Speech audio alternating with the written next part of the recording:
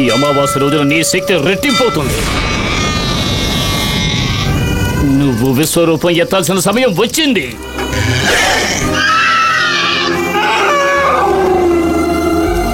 వేటాడు నందిని, వేటాడు.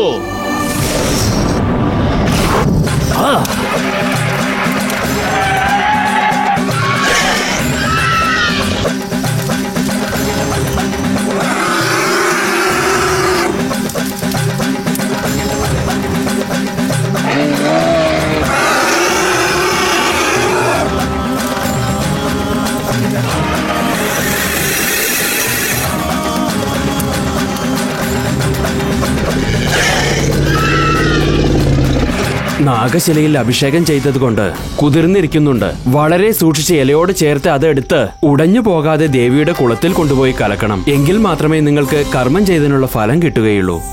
കുളത്തിൽ കൊണ്ടുപോയി കലക്കിക്കോളൂ.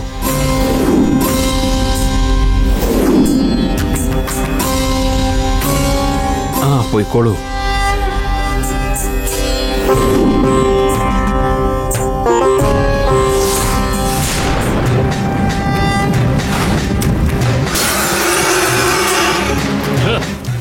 నందిని, మన వంశానికి ద్రోహం చేసిన వాళ్లకు నువ్వు విధించే శిక్ష మిగతా వాళ్లకు ఒక గుణపాఠం కావాలి. వదలొద్దు, ఎవరిని వదలొద్దు. వెంటాడి వేటాడు నందిని, వెంటాడి వేటాడు.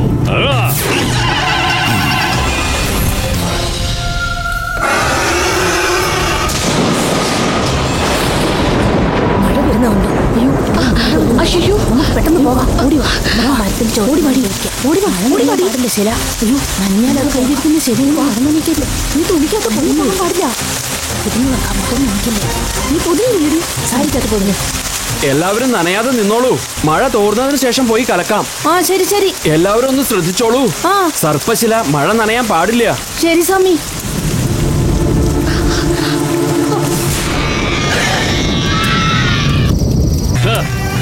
నువ్వు విధించే శిక్షకు భయపడి నాగవంశానికి ఎవరూ ద్రోహం తలపెట్టకూడదు.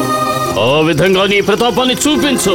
విజృంభించు నందిని, నాగదేవత వంశస్థురాలు అని చాటు.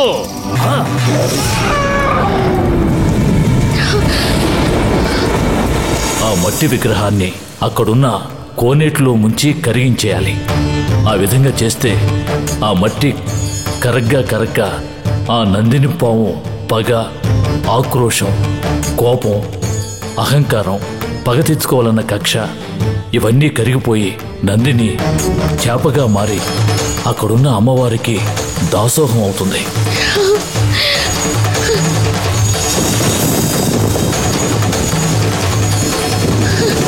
అయ్యో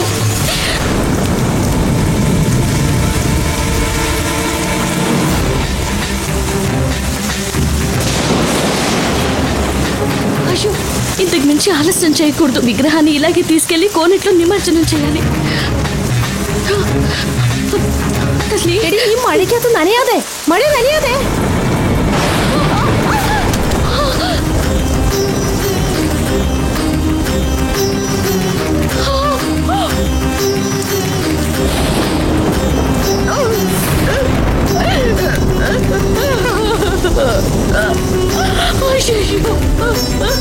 అయ్యో పొరపాటు జరిగింది.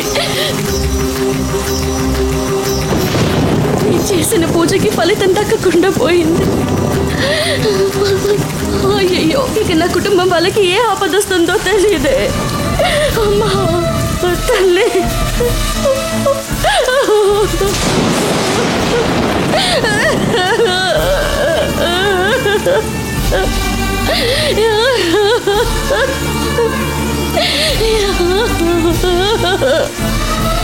ఏమండి ఇలా చూడండి, ఏం జరిగిందో చూడండి. నేనే తప్పు చేశానండి, తప్పు చేశానండి. అంతా అయిపోయిందండి. మీరే చూడండి, అంత వృధా అయిపోయింది. అంత నేల పాలైపోయింది. నేను కావాలని చేయలేదండి. ప్లీజ్ గంగా ఏడకు.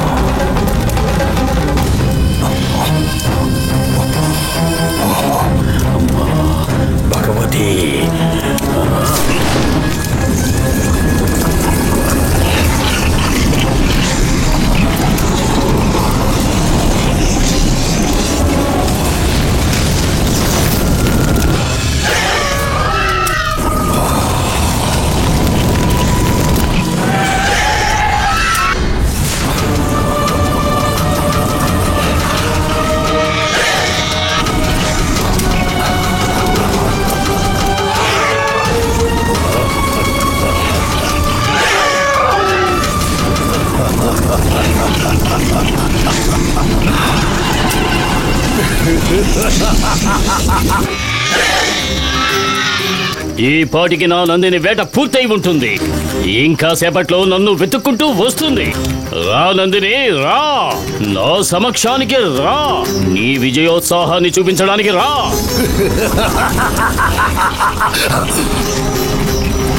నేననుకున్నట్టు ఈ అమావాస్య పూజ వల్ల నందిని బయటికి వచ్చే అవకాశం లేదు. నువ్వు రావడానికి ఎందుకింత ఆలస్యం? నీ విజయాన్ని విని ఆనందించాలని నేను తప్పించిపోతున్నాను. రా నందిని, రా. గంగ ఈ పాటికి పరిహార పూజ చేసే ఉంటుంది. ఇక నందిని బయటికి రాలేదు.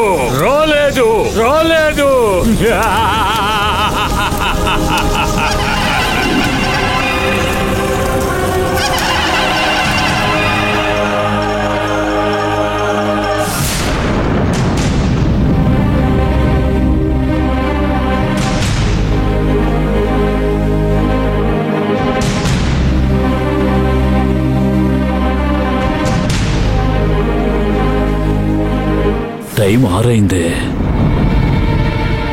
గంగి పాటికి పూజ ముగించుకుని హోటల్కి వచ్చుంటుంది. ఇంకా ఫోన్ చేయలేదేంటి? సరే, తను చేయకపోతే ఏంటి, నేనే ఫోన్ చేసి పూజ ఎలా జరిగిందని అడిగితే సరే.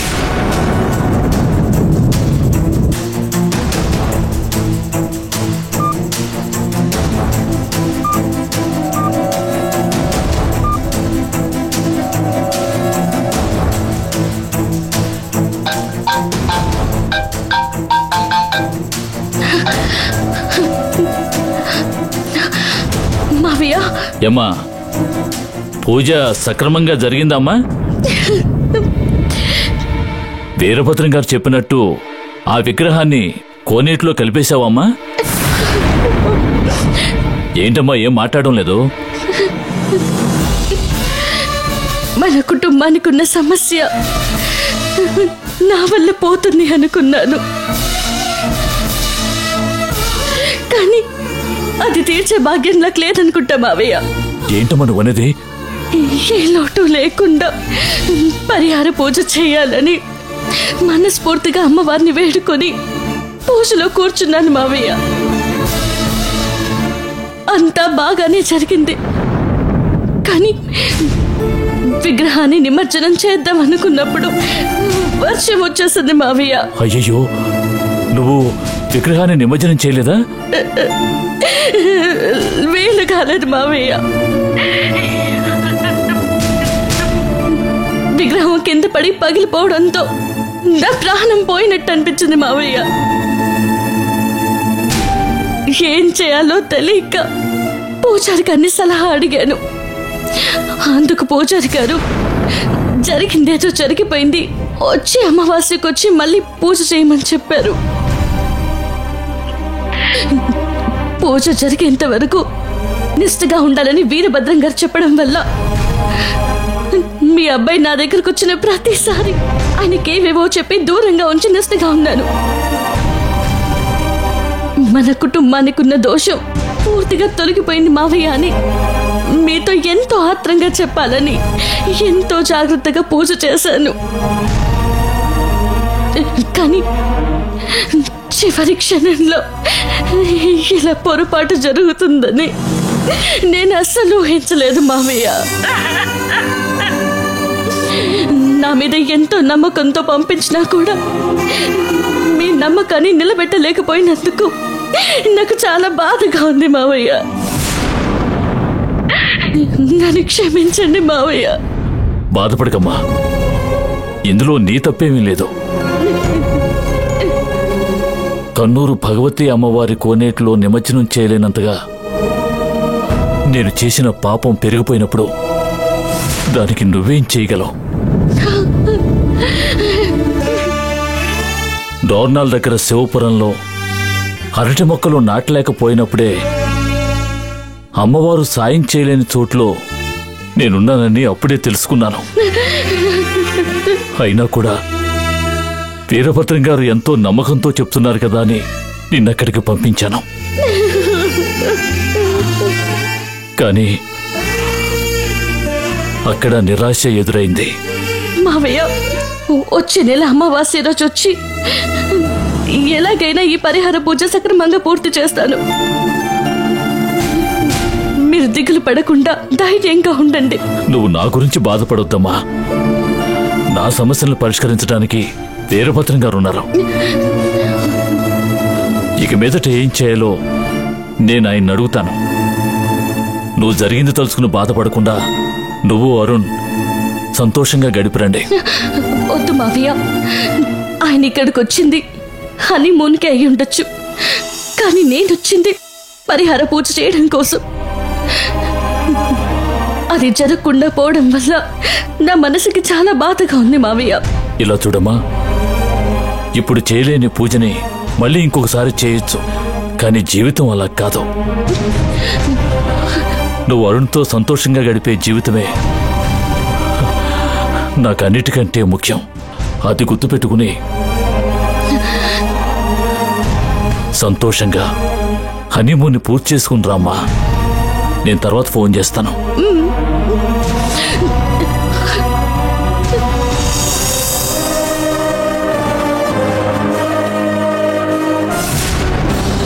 నందిని ఇక్కడ కట్టడిలో ఉండడం వల్ల నేను చేసిన పూజ ఫలించింది. నందిని ఉన్న చోటుకి నేను పంపించిన అగ్ని నందినిని బందీ చేసింది. నా మంత్రం వల్ల నేను ఏం చేయగలను అవన్నీ చేసేశాను. గంగ చేయవలసిన పరిహార పూజ పూర్తి చేసి ఉంటుంది. ఆ నాగ విగ్రహాన్ని పాటి కొలంలో వేసే ఉంటుంది. ఇక ఏ జన్మలో కూడా నందిని మనల్నేం చేయలేదు. నందిని ఆటని ఒక ముగింపుకు తీసుకొచ్చాను. లేదు స్వామి, అలా అనుకోవడానికి వీల్లేదు.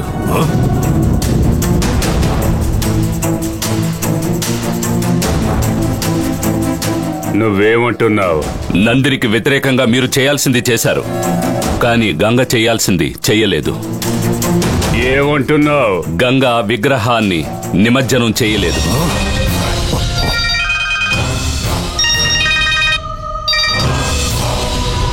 చెప్పు రాజశేఖర్. స్వామి, మనం అనుకున్నట్టుగా పరిహార పూజ జరగలేదు. ఎందుకు జరగలేదు? గంగా వ్రతాన్ని కరెక్ట్ గా చేయలేదా? గంగ ఎంతో భక్తితో అంతా చేసింది స్వామి.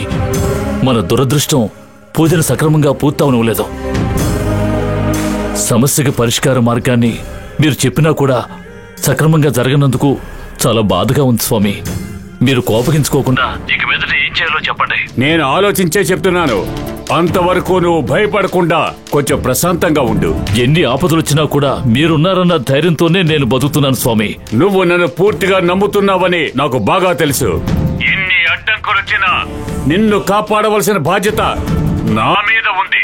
రాత్రి మొత్తం పూజలో ఉన్నందువల్ల కొంచెం అలసటగా ఉంది. నీతో నేను తర్వాత మాట్లాడతాను. అలాగే స్వామి, ఉంటాను.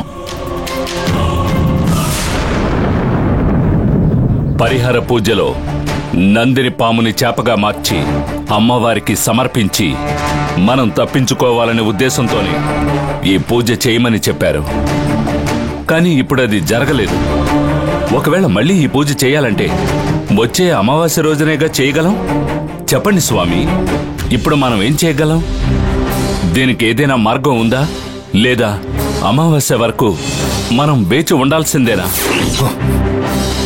అమావాస్య వరకు కాచుకొని కూర్చోలేం. మనల్ని మనం కాపాడుకోవడం కోసం మనం వెంటనే రంగంలోకి దిగి ఏదో ఒకటి చెయ్యాలి. ఏం చేయాలో చెప్పండి, వెంటనే చేసేద్దాం. నేను చెప్పేది వినడానికి కొంచెం కష్టంగానే ఉంటుంది, కానీ అది చేయడం తప్ప వేరే దారి లేదు. మనం తప్పించుకోవాలంటే కష్ట నష్టాలు చూడకూడదు. నందిని నుంచి మనల్ని మనం కాపాడుకోవడానికి ఏవైనా చేద్దాం. మీరు ఏదైనా సరే చెప్పండి. మీరు చెప్పేది నేను చేయగలనా లేదా అని ఆలోచిస్తున్నారా? మిగతా విషయాల్లో నేను ఆచితూచి వ్యవహరిస్తాను, కానీ మీ విషయంలో కారణం ఏంటని అడగకుండా చేస్తాను. చెప్పండి, ఏం చేయాలి? గంగని హత్య చెయ్యాలి. మీరు చెప్పేది నేను చేయగలనా లేదా అని ఆలోచిస్తున్నారా? మిగతా విషయాల్లో నేను ఆచితూచి వ్యవహరిస్తాను, కానీ మీ విషయంలో కారణం ఏంటని అడగకుండా చేస్తాను. చెప్పండి, ఏం చేయాలి? గంగని హత్య చెయ్యాలి. గంగ రాజశేఖర్ గారి కోడలు. అరుణ్ గంగతో సుఖంగా జీవించాలని రాజశేఖర్ ఇదంతా చేస్తున్నారు. గంగ ఆ కుటుంబం కోసం ఎన్నో త్యాగాలు చేస్తూ ఉంది. అన్నీ తెలుసు కూడా మీరిలా చెప్తే ఎలా స్వామి? గంగా ఇంటికి కోడలవ్వాలని వాళ్ళకి చెప్పింది నేనే. అలాంటి నేనే ఇలాంటి నిర్ణయానికి వచ్చానంటే దానికి కారణం ఉంది. గంగా పరిహార పూజ చెయ్యకపోవడం వల్లే నందిని విషయంలో మనకి విజయం చేరలేదు. ఈ పరిస్థితుల్లో ఎప్పుడైనా నందిని ఆ పుట్టని దాటుకొని ఎప్పటికైనా బయటికి రావచ్చు. అలా వస్తే తను గంగనే ఆవహిస్తుంది.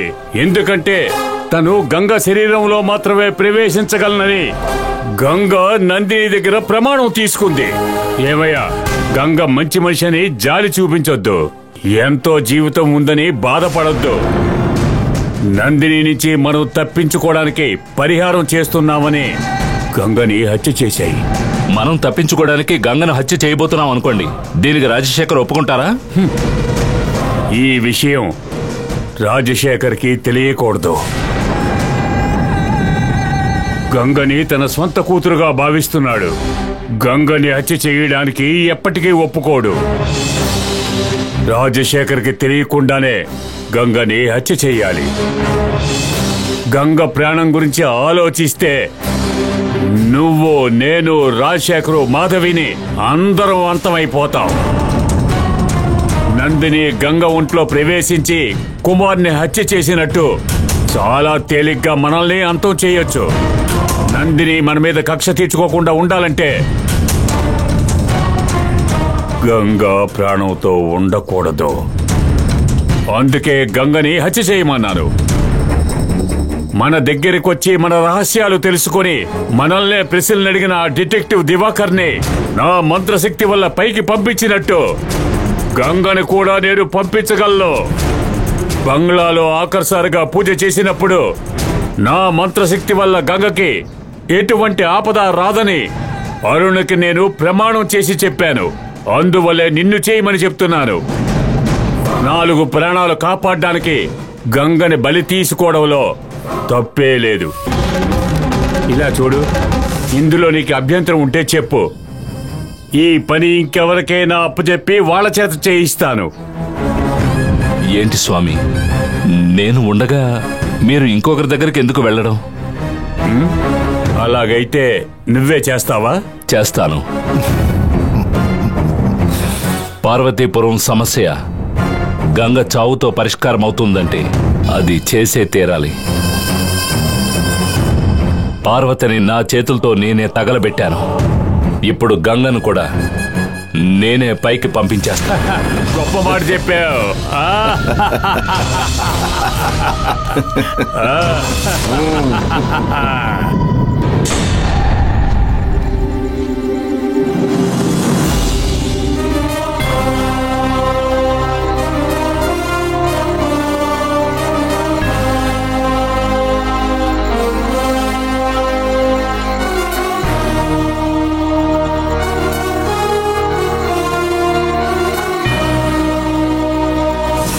మేము వెళ్ళి అక్కడ ఎత్తుకు చూస్తాం. రండి.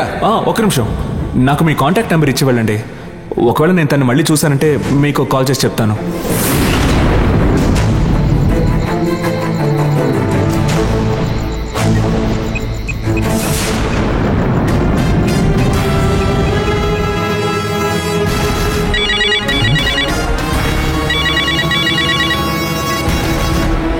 హలో హలో సార్, మీరు ఒక అమ్మాయికి మతిస్థిమితం సరిగ్గా లేదని వెతుకుతూ ఉన్నారు కదా?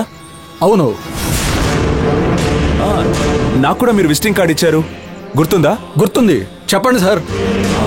మీరు వెతుకుతున్న అమ్మాయి